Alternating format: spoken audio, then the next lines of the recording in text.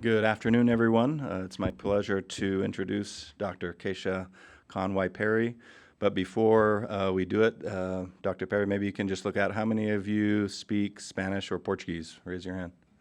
So there's, she speaks Spanish and Portuguese, among other languages perhaps, but yeah. Anyway, so Dr. Keisha-Khan Perry was raised in Jamaica and New Jersey. She went to Georgetown for her undergraduate degree, where she knew Allen Iverson. Are you guys too young to even know who that is? Okay, all right. She then went on to UT Austin for her MA and PhD. She is now the Presidential Penn Compact Associate Professor of Africana Studies at the University of Pennsylvania, where she just started teaching after spending a number of years at Brown University, where she taught at least one of our Portuguese professors, Jordan Jones. So she's already made a mark here at BYU. She has a number of publications, including Black Women Against the Land Grab, The Fight for Racial Justice in Brazil, and she is currently working on other projects about social justice in Brazil. Dr. Perry is traveling with her son Jai, who is a rising star in the Philadelphia youth hockey scene. He's back there. Jai took some time off to accompany his mother on this trip to Utah. So join me in giving a warm welcome to both of them.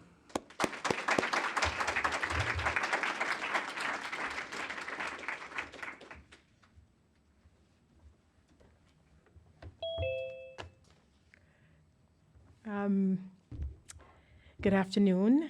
Thank you for the beautiful prayer, as well as the introduction. I have no idea who he's talking about, but yes, my claim to fame is knowing Allen Iverson. I want to begin by acknowledging that BYU exists on the traditional homelands of the indigenous peoples who have stewarded the land for generations. I have to admit that this landscape is absolutely stunning. I cannot imagine being a student here. I would just sit and look out at the mountains all day. So I'm absolutely grateful for this opportunity to be here. I thank the faculty and students present, and a special thank you to Professor Jeffrey Shumway for the invitation to present on my ongoing work in Brazil. And I should say that my work is now expanded to Jamaica and the United States, and you'll see some hints of that in today's presentation. And Quinn Meacham and Kelly Russell for organizing all the logistics for this event and to make our stay comfortable here in Utah. This is our first time to Utah, by the way. And my son is getting a serious crash course in geography. Thank you as well to Professors Jordan Jones and Patricia Andrade for hosting us for dinner last night. You've made this trip my first in-person lecture in over 2 years. Quite delightful. So if I seem a little nervous, it's like, wow, this is the first time I'm actually seeing people's faces, by the way. This is pretty amazing. Nothing against the handful of people wearing masks. That's normally me in Philadelphia, so this is great. And of course, to my travel partner, my son Jai, for accompanying me, and to the university, of course, for understanding my need to travel always with my son. And I'm hoping that over time, some of this information will seep in, as well as the exposure to these beautiful university campuses will make an impact in his life. These are the small ways, I think, as an academic, I can actually truly change the life of my child. So I'd like to begin with just a brief summary of my overall work.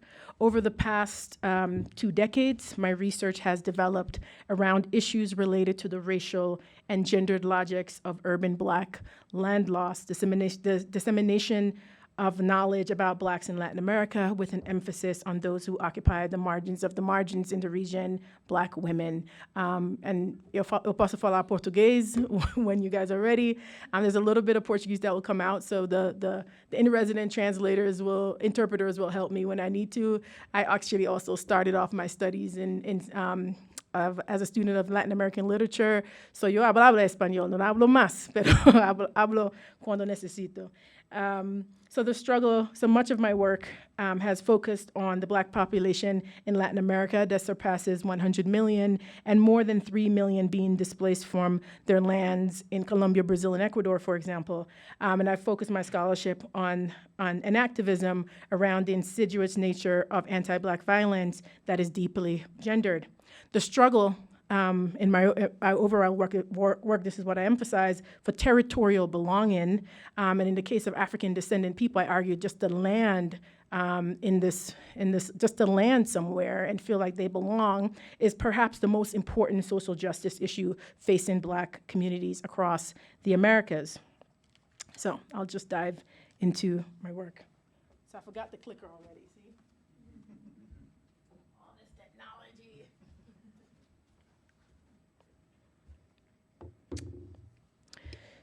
Just 3 weeks ago, on Tuesday, March 1st, the Bahian military police executed 3 young people, Patricky Sapucaia, Alexandre Santos, and Cleberson Guimarães, during an early morning invasion in Gamboa de Baixo, a coastal community located in the center of the Brazilian northeastern city of Salvador.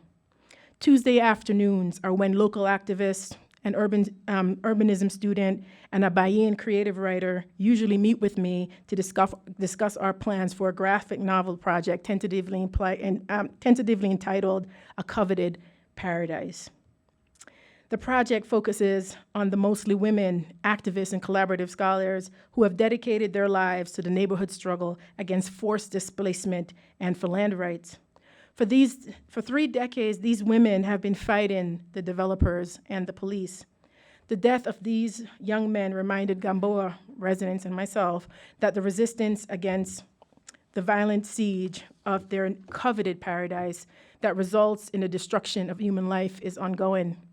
As residents cried in the aftermath of the bloodbath, they came shooting, aiming to kill. In lieu of working on the graphic novel proposal, activists penned a letter to the Brazilian public denouncing the destruction of the built environment and Black lives. Okay.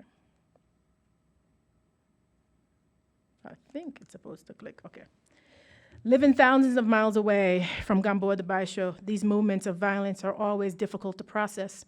In a small fishing colony, everyone is family. Sapucaia, for example, is a traditional family name there. And these young boys are the children of women already bearing the brunt of racialized poverty, the threat of housing and land loss, and the lack of adequate public health care and education during a pandemic, for example. I think about these mothers losing their sons and the unimaginable grief that still shakes the community weeks later. Resistance and fear exist side by side, and I wonder where these women find the courage to speak out against the terror of everyday life. Somos gente, they scream in agony. Or as they say, no somos bichos, as you'll hear in the clip.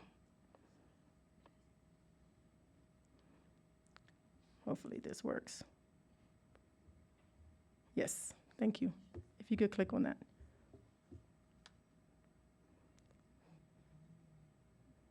Can you click on the picture, please? Thank you. I should click to the right. Estava aqui no momento que tudo aconteceu? Tava, moço. Eu tava na hora ali que aconteceu tudo ali. Eles pegaram o menino, certo que o menino tava errado. Só que a obrigação dele é prender, não matar, executaram. Executaram a criança. É um menino que a mãe vai perder, não vai ver mais. O Alexandre Santos, de 20 anos. É isso, a gente não vai ver mais. Tinha algum envolvimento? Ô, moço, não importa isso agora no momento, sabe por quê? Porque se eles pegou em algum erro, a obrigação dos policiais é levar preso. Não a matar, a queima-roupa. Eles atiraram a queima-roupa. A casa lá embaixo, quando vocês viram, tava pior do que aquilo ali. Eles lavaram a casa. Só apareceu um corpo e levaram 3. Cadê os outros 2? Onde eles botaram? Eles botaram na viatura, a menina tava viva, ainda pediu socorro. Eles pegaram a arma e deu na cabeça do menino, pelo amor de Deus. Aí só quer uma solução. Aí vem um policial de lá pra cá ameaçar uma criança de 15 anos dizendo que ela sai por mal. Ele tem que honrar a fé daquele verso e admitir o que ele falou, que ele tem que ser homem. Aqui não tem bicho, não, aqui tem morador. E são essas outras 2 pessoas? A gente não sabe, moço. Que a gente não sabe, que a gente não tá todo mundo no momento, a gente não conhece todo mundo. Entendeu? Só vi subindo. Entendeu? Eles enrolaram no lençol, não deram pra ver que a única pessoa que eu sei, que eu vi com a bruta, que tinha acabado de fazer um miojo pra ele comer, foi Alexandre. Mas o outro rapaz, depois eu não vi mais os meninos. Os moradores estão fechando nesse momento a via. Okay. Thank you for playing that video. So first, I want to just a quick translation for those of you who may not be familiar with Portuguese. So it's one dead, and 2 shot. And at the time of that video, they didn't know that the other 2 young boys had already been killed, but they knew that Alexandre had been executed. And that in summary, she basically says that he left with life and was actually crying for his life. And there are numerous videos that you can see throughout the internet of his mother explaining precisely how he was executed.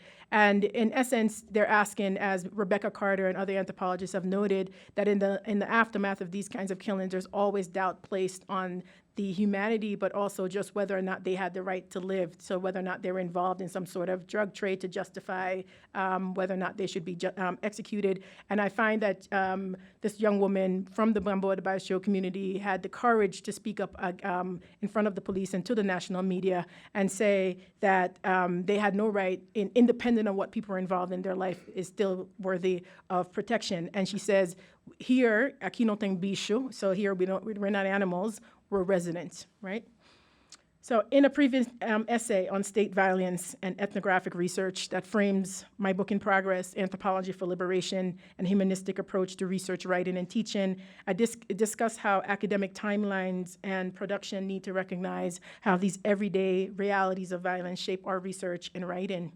In recent weeks, I've struggled to write while mourning the deaths in Gamboa de Baixo, and that I find it impossible to expect local activists to work on writing a graphic novel proposal with a looming deadline when a cloud of grief still hangs heavy over them. A triste, triste, triste rings through every phone call. It's very sad, is the translation. Rings through every phone call and text message, and so do the resulting heart pains, literal heart pains, hypertension, and lingering nausea. That reminds me that we need a much more complex understanding of how women specifically experience police violence, even when it's not them that's actually lying in pools of blood. The young woman's video testimony, and open critique of police interpretations of events forces us to see as well as hear what these women are telling us. As anthropology, Joanne Rappaport and I wrote in our essay, Making a Case for Collaborative Research with Black and Indigenous Social Movements in Latin America, these women and activists in general are simultaneously knowledge producers and political actors. These women have been articulating and defending an understanding of Black humanity that presupposes the state's predisposition to negating Black people as human beings worthy of life and protection.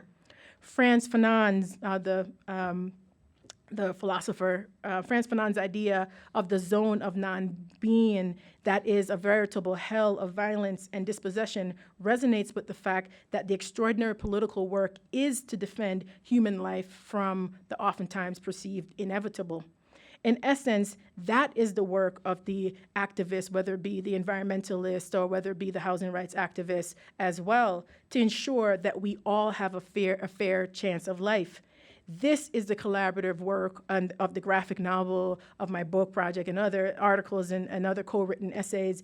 That is the purpose of the collaborative projects, to illustrate the everyday lives of people who have built their community on a coastal landscape over generations.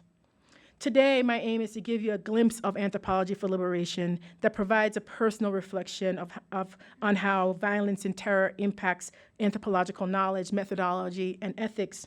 For over 2 decades, I wish it were only 2 years, I'm in denial about my age. And for over 2 decades, I've had to ask myself, why bother carry out ethnographic research amidst violence if I curl up on the floor and do nothing? How should I make sense of my ethnographic commitment to theorizing human rights in collaboration when I am held captive mentally and physically, and collective silence becomes the law?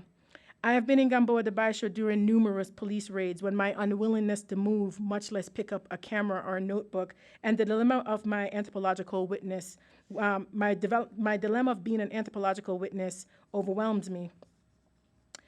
I pieced together my own memories of police raids with stories from local residents, bringing into question the credibility of anthropological witnesses and the need to define the participant-observer perspective, especially when that experience is from afar.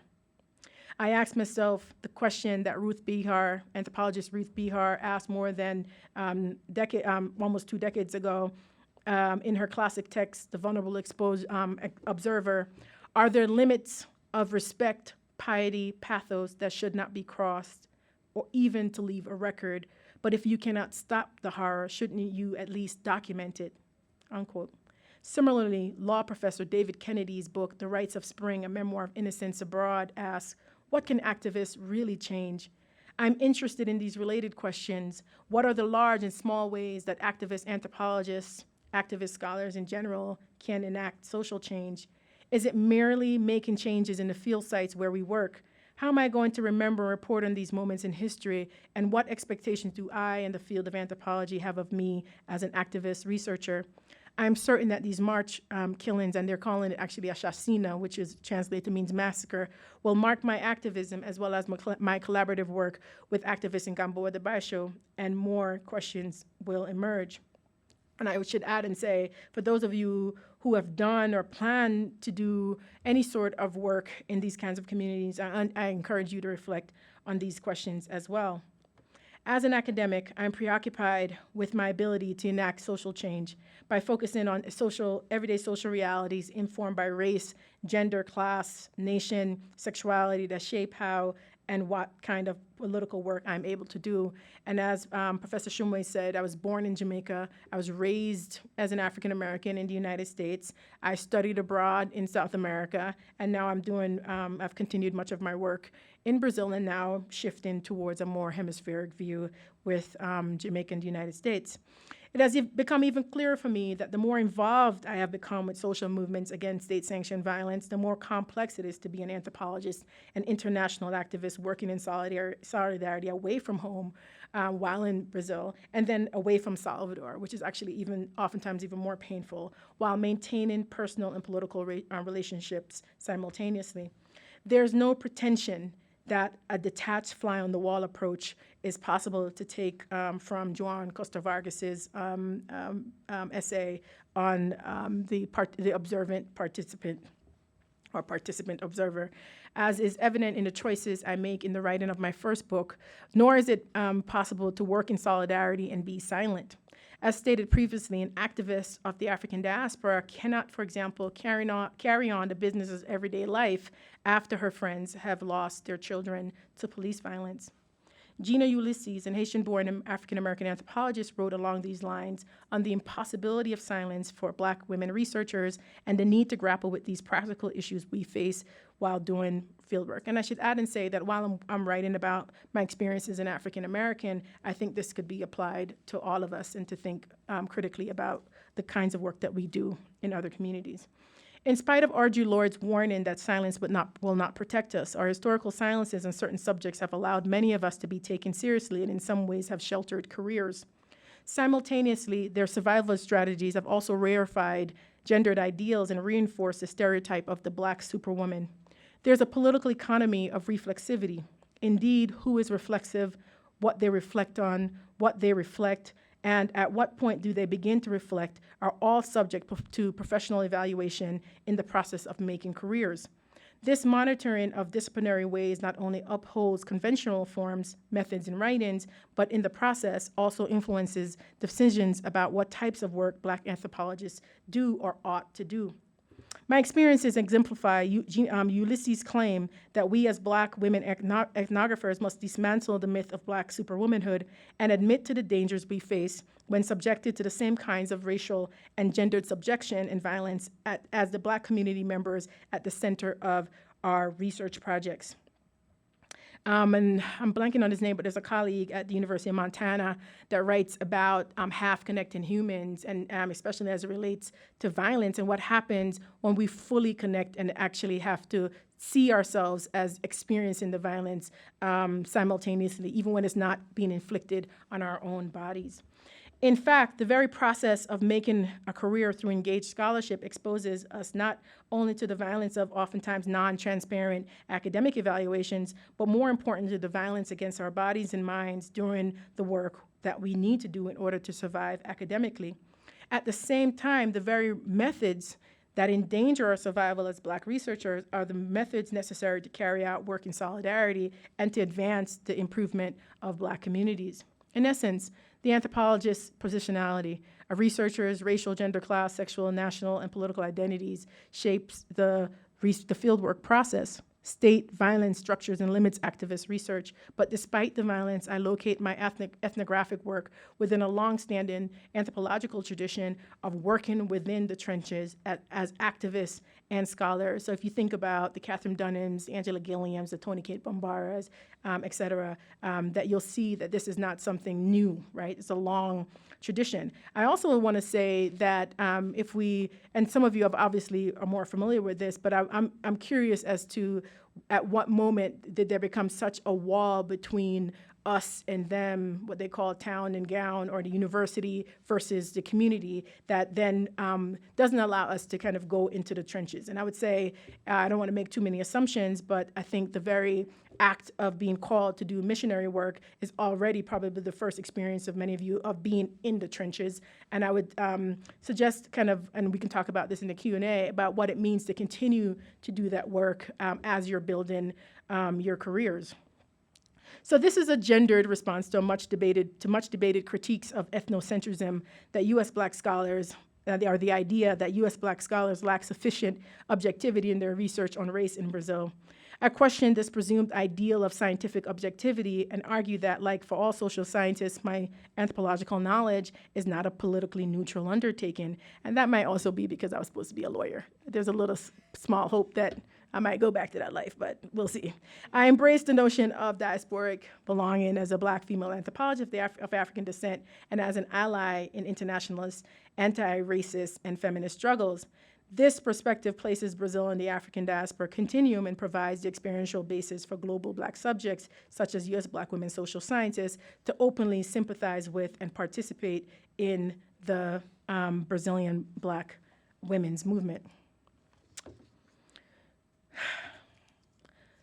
Just to go back in time a little bit. So when I started my anthropological research on housing and land struggles against evictions in Brazil over 20 years ago, committed to activists and collaborative approaches to research, Black women grassroots activists played a key role in designing my research process that was in dialogue with the collective action of vibrant movements already taking place. How I arrived at the research was a question they asked me frequently. This dialogic process, Charles Hale stated, is a basic criteria of collective problem solving in the social sciences and the politically situated character of all knowledge production. Hale writes, quote, "The practice of activist research asks us to identify our deepest ethical, political convictions and to let them drive the formulation of our research objectives," unquote. Perusing archival documents, newspaper articles, old and new city maps. As a matter of fact, when I came in the building, I was like, look at the transportation map. Designing and contributed to survey data collection and participated in the collective analysis of community studies. I was asked by local activists, as Hale also insisted, to make my politics explicit and upfront, reflecting honestly and systematically on how they have shaped my understanding of the social problems at hand and how I could put my research to the service of the collective movement. This kind of people-driven research has forced me to answer the question of what it means to carry out research with communities with whom I identify ethically and politically over a sustained period of time.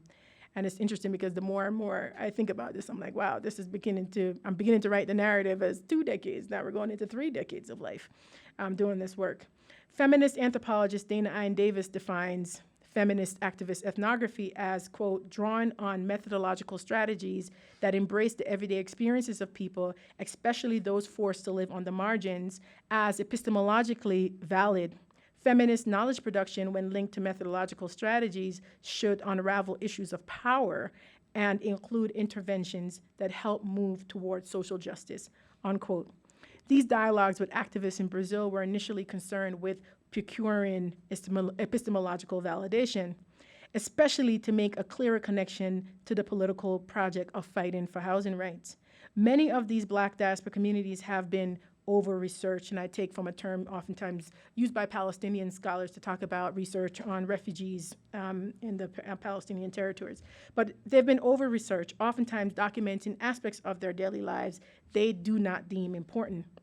Over the last 15 years, as a teacher of Black feminism, urban politics, critical theories of race and diaspora, and social movements, this connection has become even more challenging to the myth of Brazilian exceptionalism and invigorating broader conversations about a hemispheric approach to understanding class-based gendered racism and struggles over the built environment. The question has been how my research aligns with my feminist sensibilities, but also how the collaborative research process has awakened my own consciousness and understanding of the collective Black experience in the African diaspora. My work attempts to provide a diasporic view of Black women as political protagonists in the movement for housing and land justice, leading to what I consider to be the social movement classrooms aimed at building just cities that democratize basic citizenship rights and resources. The fight for the right to exist, the right to adequate housing and infrastructure, the right to self-govern has become the center of my feminist research because those are the issues Black women have articulated are important to in the left, feminist, and Black movements. And this point about social movements being a classroom are really important to me because these points are important to me because it really breaks down this idea that the university is the only space where knowledge and critical knowledge is produced. And for someone who spent much of her 20s in Brazil and when participating in social movements, and even to this day, I rely on much of the knowledge that comes out of those spaces that are often not printed in academic texts, right? So what happens if we think about these communities as generated important knowledge for us to live our lives? So when I applied to graduate school in 1998, I proposed a comparative study of cultural practices of the Maroons in Jamaica and cultural groups such as Ilhaé in Bahia, Brazil. It was an extension of my work as a student of literatures in Spanish linguistics and women's studies.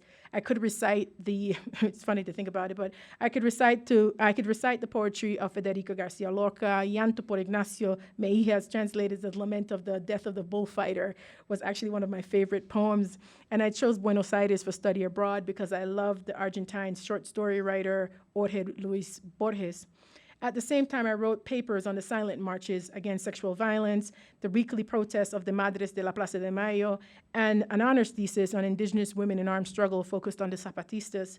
That thesis was foundational in my early research on gender-based transformations in social movements, while being guided into literatures and linguistics by my mentors, and I should say the law by my mom, who still has some hopes. I think she doesn't realize how old I'm getting, but she says she has hopes. My feminist research inquiries on housing and land struggles reflected a commitment to what Dinah Ine Davis also calls a politics of deep, radical empathy concerned with social justice and advocacy. And I still think that is that commitment to the law that perhaps allows me to see myself more as an advocate. So when I started graduate school in the fall of 1999 and proposed to study Black women's leadership and participation in grassroots movements in Brazil, I was fully aware that I was studying their lives of struggle as much as I was studying mine. I would like to take you even just a little bit further back to the end of August in 1993. Man, I'm giving away my age here. I was 16 years old, and I just returned from a visit with my family in Jamaica, the country of my birth. My mother, a staunch environmentalist, had just graduated from Rutgers University and had been forced to move out of the family housing in Piscataway while waiting for a new housing assignment in Newark, where she would attend the university's law school. All of our belongings were in storage, and with few affordable options, we went to look at a homeless shelter in the neighborhood near my high school. The director showed us the small room where we would stay, the bunk beds, the desk facing the concrete wall, and the shared kitchens and bathrooms.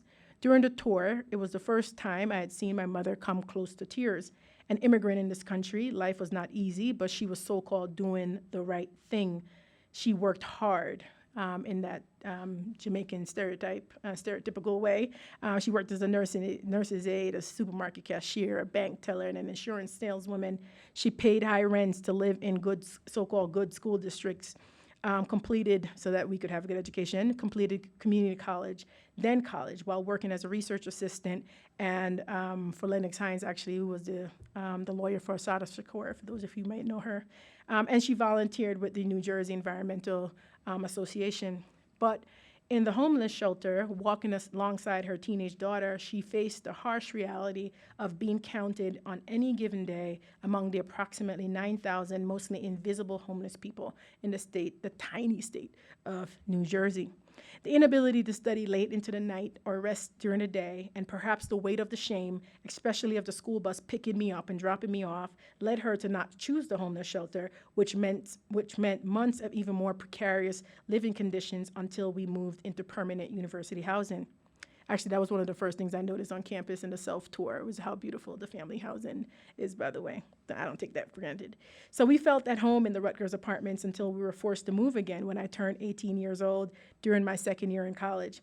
I did not have the vocabulary then to understand how heteropatriarchy naturalizes social hierarchies, but I can see now how the university policy that married couples with no children, including some with spouses who regularly lived elsewhere, could live in family housing, while they evicted an unmarried mother and daughter, could represent the materialization of those hierarchies through the cruel negation of adequate housing. Although my mother fought against the eviction, we were forced to leave a rapidly gentrifying Newark. And that's how we ended up moving to Newark, New Jersey. And I think I was telling you the story earlier about that's how we came across some of the missionaries who ended up convincing my grandmother to get baptized. I can tell you that story. And how my younger brother tried to jump in the pool during the baptism. I can tell you that story another time. He had no clue what was going on, but he wanted to jump in the pool. A few years later, when I integrated myself into the Gamboa de Baixo Neighborhood Association, Black women activists had already been engaged in a fierce struggle for land and housing rights and neighborhood improvement since the 1980s. The sharing of my personal history with and advocacy around issues of homelessness and environmental justice in the United States facilitated a common understanding emblematic of the kind of deep radical empathy I previously described as needed in feminist activist research. And I should say that all throughout my undergraduate years at Georgetown, I volunteered at a homeless shelter, and while living in Argentina, I actually volunteered at a homeless shelter for mothers who had been banished from the interior for having children while unmarried. So, having to repeatedly answer the question of why are you here and why do you do this political work made it easier to change my research from the struggle for cultural recognition to a focus on the basic right to housing and collective land rights that was well underway. The neighborhood became a classroom for understanding, as I stated earlier, for understanding gendered racial subjection and anti-Black violence evident in symbolic and physical walls in Brazilian urban communities. The experiential knowledge of unequal cities gained in those political spaces had a direct bearing on my pragmatic ability to be an activist, to carry out feminist research, and to produce anti-hegemonic knowledge. In essence, like Black women across the diaspora, I'm not immune to the violence in the United States, nor am I immune to the violence in Brazil. As I'm writing this book in this particular historical moment, and I'll try to wrap up there, I asked myself and others, what if we understand the fight? Let's see if I can flip.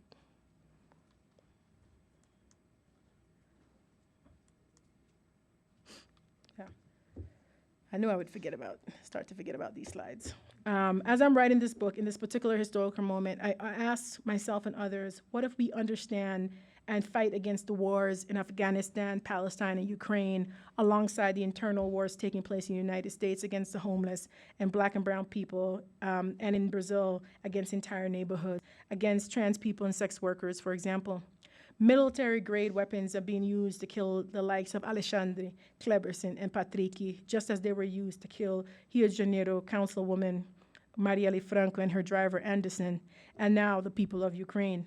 The Cost of War project is an important scholarly project. The Cost of War is an important scholarly project hosted at Brown University, my previous institution, that reminds us that the United States has spent, and these statistics need to be updated, by the way, has spent over $6.4 trillion in post-9/11 that have caused the displacement of over 37 million people.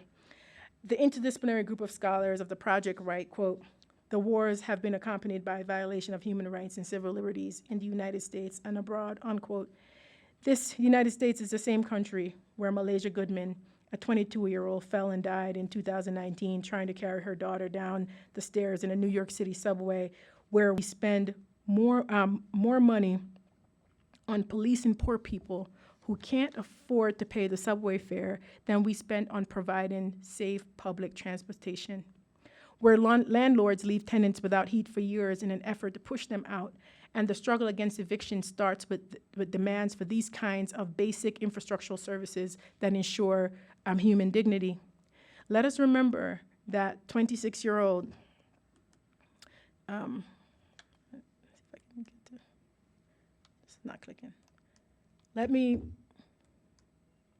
will come, it will click. All right.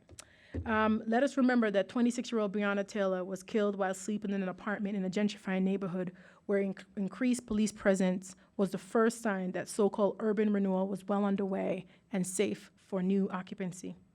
When it comes to researchers making the lives and experiences of the most marginalized visible, if we only wait to find them lying in pools of blood, cramped in overcrowded jails and prisons, we have failed to see them where they are struggling in mass to survive. Policing and mass incarceration do not happen in a vacuum. There are chain effects that lead to mass incarceration and violent police encounters. What kinds of trauma are Black women living with after having been beaten on sidewalks for grilling or in hallways while waiting for social services, shackled in hospital beds while giving birth, or their children because they have no place to live? I want to encourage all of us to expand how we think about housing, displacement, state violence, and how it impacts the lives of those living on the socioeconomic margins of the margins, even as their neighborhoods have now become part of the coveted center. As researchers, how do we put the struggle for territorial belonging, housing, and land rights at the center of our work when working across the disciplines in cultural and literary studies, for example? So this doesn't need to only be only for ethnographers. Is this kind of co-thinking with activists not a matter of life and death for us as responsible scholars in the world? How do we teach the violence in that effort to generate a zealous optimism for change rather than the pessimism that now plagues humanistic thought today? I'm sure my colleagues on Afro-pessimism will kill me, but hey. If not in anthropology, and you can replace that with your respective fields for liberation, then to what end? This, I affirm, is the ultimate form of solidarity, and to draw from our colleague earlier, and the peace work that I hope we will all want to do. I want to end with an excerpt from the Austin School Manifesto, and as my colleague said earlier, I attended the University of Texas at Austin, and we collectively wrote a manifesto about what the aim of our work as scholars. And this is just an excerpt, and it says, "We are embattled, writing, living, and participating in various transnational struggles from our positions as intellectuals in the United States, post-civil rights, post-Black power, post-women's liberation, post-queer liberation. This is a moment of reactionary attacks on the gains of previous generations and the attendant reality of fundamentalist wars over power and resources in which Blacks and other peoples are disproportionately victimized. In this moment, as activists, critical intellectuals, we are compelled by our politics and positionalities to work together to articulate scholarship and activism. Our aim is to form clearer conceptualizations of our collective condition and more pointedly to contribute to the liberation of African descendant peoples and all others from socially constructed limitations and diminished life chances. We believe that teaching and the production of insurgent knowledge is in itself one form of resistance. However, we struggle to push our work past discourse to praxis. We seek social transformation through both aspects of our work."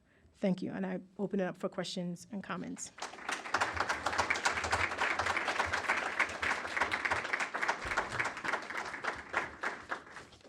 So we have a few minutes for questions for those who are here. We just invite you to come up to the mic, tell us your name, and please take advantage of the few minutes for some questions.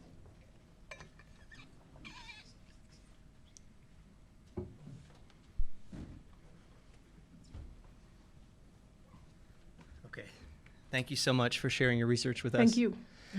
So in 2015, we saw the UN expand its number of development goals from 8 to 17 with a much greater focus on the planet than before. And so it's hard today to talk about social justice without also considering environmental justice. So you touched on environmental justice in the US. I'm wondering if you've seen instances of that in Brazil or Argentina or other places where you've lived, and how that touches on your research and how people affected by pollution or deforestation or other forms of environmental degradation have become more poor or more marginalized as a result of those things.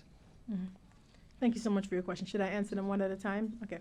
That is a great question. I think, and I should say that I look back at it and realize how important those early days. I remember traveling with my mom. I was one of those people who went everywhere with my mom. I didn't think there was anything strange about it. I carried her bags. That's all I remember.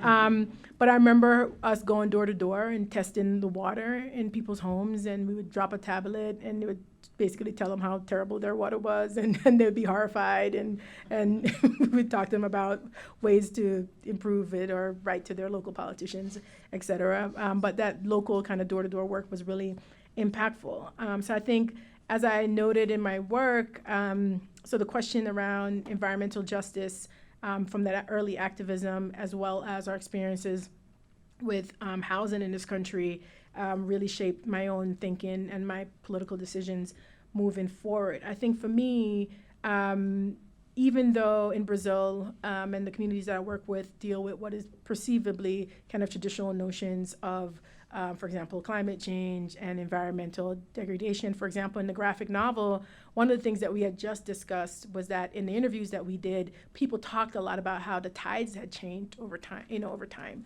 So, for example, there are a lot of the seaweed and things that they talked about playing in as a child. So the women would talk about how they would put the seaweed on and pretend to be mermaids, and we were all looking at each other in the Zoom saying, "I've never seen seaweed in this community," or that the tide would go so far out that they would walk, and that over time that has changed, and how that impacted just the sociality and the practices, the community practices, and how impactful that is. Also, how just the sheer presence of garbage or poor infrastructure in terms of sewers, basic sewer systems have impacted the pollution of the water, and the fact that you have, in essence, little children and adults also kind of swimming in open sewers in the ocean, right? So a lot of these are at the core of the activism. We've done a lot of water seminars where basically water workshops and that involve not just talking about water politics in Brazil, and including in the pandemic, you see all the conversation around washing your hands when not everyone has running water in their home and the contradictions of that, but also the practical move of cleaning out the sewers in the neighborhood, diving and cleaning out the ocean front and so forth. So those are practical dimensions of dealing with environmental justice in their neighborhood. I think for me and a lot of local scholars, we've attempted to expand our definition even of the environment to include the people on the land and the territory, I think, that are oftentimes not seen as part of the built environment. And I think in my broader work, I talk about how in the United States, including in urban settings, it struggles over the built environment that really shapes, one, the violence as well as the resistance to that violence. So much of the work in the United States is about the struggles over space, the sidewalks, the subways, people being in places they're perceivably not supposed to be, right? So I shared the example of people grilling on sidewalks, but if you see a lot of the violence is oftentimes around being in public spaces or in settings where you're not supposed to be, and there are these violent encounters. And even from our own personal experiences, we know that, for example, much of us, oftentimes the times we've been pulled over by the police, for those of you of those experiences, it's the times when we were in spaces that we were perceivably didn't belong. I've been stopped on the Brown campus, perceivably because I didn't belong on the campus, right? So those kinds of things. So those are the issues at hand. In the Brazilian, on the South American context, I think, again, an overemphasis on we find the struggle over the coast, we find the struggle over land to be important, but what about human life as part of the built environment? And I think that is the strongest intervention I see activists making. So even luxury condos will sell, in their photo books about new condos, this lush, beautiful landscape that is in an urban space that is really amazing with no people living there, because in essence, over time, they hope they'll just clean the landscape and plant trees and people won't be able to live there anymore, right? So if we think about, we can think about the context of the United States and an example, but I think part of my work and part of the activist work has been about what does it mean to belong to this beautiful territory that's rich, and have access to the resources. There's no reason why that Brazil, with some of the vast and rich resources and waterways, should have struggles over clean running water. And there's no reason why the preservation of life, of human life on these territories, shouldn't be as important as clean water, the ocean front, and the trees, et cetera. So I would say there's this constant battle within the environmentalist movements and the scholarship around where human life belongs in that debate. And I think that's, in the case of Black life, I think that's the most important intervention that I'm trying to make, as well as the activists that I work with. Yeah, thank you so much for that question. You've given me a lot to think about. Yeah, I just noticed that you seem to mention positive and negative rights kind of in the same breath, and I was wondering if you believe there's a difference in the principles and solutions involved thereof. Can you say a little bit more about what you think? I'm not sure if I use the term positive and negative rights, but what you mean by that? So a negative right is something that the government cannot do to you, and the positive right is something that the government is required to provide for you. It's another question, and thank you for the additional explanation. I think in Brazil, that in recent times has historically been mostly socially democratic. I think there's always this struggle over who the government is, right? I don't know, and I could be wrong, for those of you who are more experts of this in Latin America, there's not a sense of the us versus them relationship to the government, right? Is that we are the government, the country, the nation. It says our country, right? So in essence, the resources of the nation should be used for us, right? I think and not just for a few, but certainly to have equal access to those resources, right? So I think partly what activists would get at is to say what are seen as the right to not just self-govern, but to participate in that governance, so that one would be able to participate in a distribution of resources that basically give everyone a fair chance at a dignified life, I think is important. So whether it be, distribution of access to housing, I think in this country we oftentimes see those things as something that belongs to the private owner, but not that something that should be guaranteed. I mean, according to UN laws, housing is a basic human right. The right to shelter is basic. There's no reason why. I mean, in essence, we're living in a country that there are millions of homeless people, and that is our greatest challenge. And I'm always baffled by why there's not more conversation about, if you go to places like Seattle and Los Angeles, New York City, I'm always baffled. Actually, I'm looking around here like, oh my gosh, the first thing I notice is that there are barely any homeless people, right? And what that means, whether it be, and not just that you would rely on private institutions like the church, but that the church or government institutions, in the same way that the church sees itself as having an ethical obligation to take care of everyone in the community, so should a nation see itself as having the obligation to take care of everyone in that community. It shouldn't be the obligation of just the private citizen, right? Especially if we understand that not everyone starts as the same starting point. So I think if I understand your question correctly, I would say that that's the political difference between here and Brazil, that there's a sense that we built this country. It is our country. We have the rights to access the resources of that country. So it's not that we're asking the government to do something for us, is that the government is us, and we, in essence, they're representing our needs. And just to understand that slavery was only abolished in Brazil in 1888. It's not too long ago. And so the repercussions of that, the legacy of that is still there in terms of how it impacts work, housing. So living on the coast of Brazil used to be seen as where Black people lived. It was the undesirable lands, right? That couldn't produce anything, grow anything. Now it's seen as something that's profitable for tourism, oftentimes people from the outside. So why not, instead of thinking about profiting, why not work on the build environment so it serves the needs of the people who have kind of culturally dependent on this landscape for fishing, for just social function, et cetera. So I would say that there probably is that debate whether, what we should have as citizens in the country, but to understand that the wealth of the country absolutely depends on the people who inhabit the land and the territory, right? So great question, giving me a lot to think about as well, yes. Hi, thank you so much for your talk, and thank you so much for being here. I'm the daughter of a Jamaican immigrant, Utah native, anthropologist, so it was wonderful to have you here. I was just wondering, I was really interested in your comments about activism anthropology and the call by some to allow your political beliefs and ethics to permeate your ethnography. That's, I feel like that's really quite contrary to anthropological theory.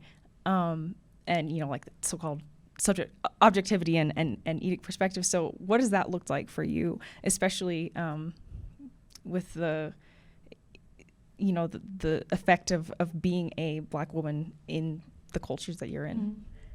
Another great question. Perhaps it helps, as I said before, that my parent, when you're an immigrant, you only have 3 options as professions that you should pursue. It's like, maybe that's the same for everyone. People only want their kids to become Doctors, lawyers. What's the third? Engineer, right? So first of all, my family, my brother's he actually just graduated from Rutgers. He's the only engineer. It's like my mom is like, my engineer. She's so proud, engineer. The other one is an artist. He graduated from the School of the Art Institute in Chicago. And then there was me, the rebellious academic. But I think growing up around activism and this, being in those legal spaces, and I should say that when I say I went everywhere with my mom, I went everywhere with my mom. I remember going to law school with her, sitting on the classes and being in the back and typing the papers. I made $2 a page typing all of the papers for her and her friends. I worked at the Seton Hall Prisoners' Rights Clinic, and I volunteered my time there, and I would type all the letters coming in from the prisoners to the clinic, right? So maybe being in that space, I already was thinking about who I would become and what I wanted to do, and I saw that it would have to be working towards something. And I think witnessing my mom doing that work every day, I don't get the sense that she is mostly a public defender, and I would say that her mission every time she goes into that room, that courtroom, is either to defend her client to the utmost degree, or if she knows that the client has done some wrong, is to find some sort of, redemptive or restorative justice for that person, right? To understand the complexity of that person's life, and to suggest that that person isn't in an essence a wrong person, like person's not a bad person in essence, but that they have the possibility of reclaiming a dignified life beyond the crime that they've committed. So maybe it helped to be in those spaces. I think also I come out, I would say, and in the book I'll pursue this a little bit better, is the tradition of anthropology itself was not a neutral undertaking. If you go to, for example, Smith College, even archaeology is a field, much of the indigenous bones and the documentation of indigenous life, it was done with a particular purpose around, gathering knowledge around indigenous peoples, et cetera, the same thing with colonialist expansion, et cetera. So there were already political aims of the field about why document and measure head sizes or the cultural practices of communities. So I think the field itself does not come out of a neutral undertaking. So I'm not sure exactly why some people now think this is a scientific, objective practice. So I think And maybe perhaps there are some people who are working in that kind of, or so-called perceived. I think even the neutral ground is a political taken to decide. It's like when you say you decide to be Switzerland, decide to be Switzerland, you're taking a position, right? So I think that's how I see it. I think I can't imagine living my life only operating in a well-oiled machine that maintained the status quo as is, if it meant that there were always going to be some people marginalized and left out, right? Because that is the status quo. And I thought, if it's not the courage, remember I always tell people the courage of my ancestors, right? There were people sitting in slavery saying, this is just the way it's going to be.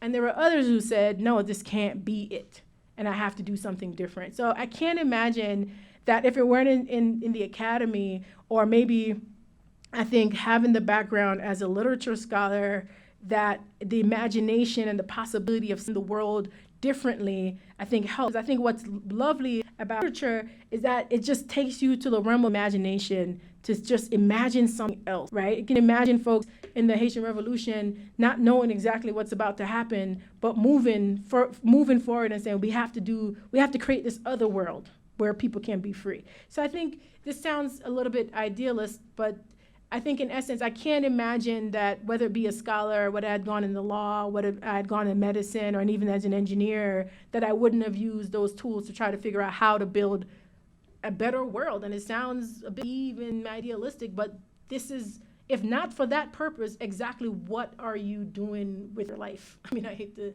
sound like that, but if you're not going to use it, like my brother was engineering, right? And he worked on a knee implant for his final project. And I didn't even know that knee implants and hip implants had problems in terms of cost effectiveness until I saw him really work on that. And I realized, wow, like this is a problem, like the cost of knee and hip implants. And I said to him, whatever you decide to do, make sure that the tools are being used for the greater good of some capacity. So I'm not here to serve some sort of objective science or the academy. I've been fortunate to be in spaces in the academy to use the tools and resources of the academy to really say, look, whether it be through students and teaching, and I write an entire chapter just on teaching, but to say, this is my opportunity to participate in building something other than what we currently know, right? So that's the long answer. But I would say that not even the neutral position is a neutral position, right?